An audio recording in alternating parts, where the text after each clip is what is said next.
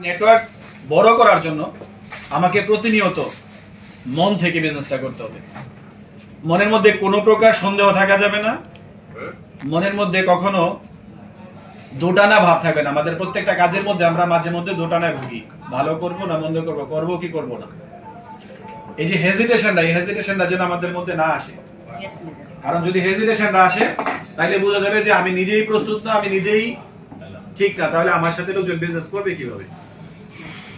আমরা জমি থেকে ইদানিং যে বিষয়গুলো দেখি, 15 জন 20 জন 25 জন, যেখানে আমার লোক সংখ্যা 350 400, সেখানে অ্যাটেন্ড করে মাত্র 15 জন 20 জন। কেন এমনটা হয়? ওয়ালাইকুম সালাম।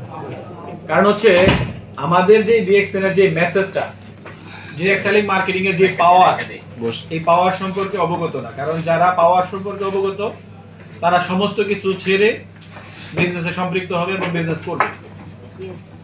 এই সবাইকে ডাইরেক্ট সেলিং মার্কেটিং এর যে পাওয়ার, এটা জানানোর জন্য আগে নিজে ঠিকঠাক মতো জানতে হবে।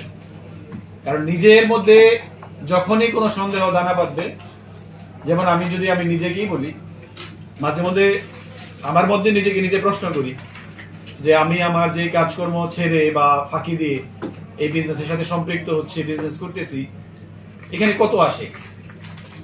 আমি কিন্তু জানি, প্রতিনিয়ত শুনি এবং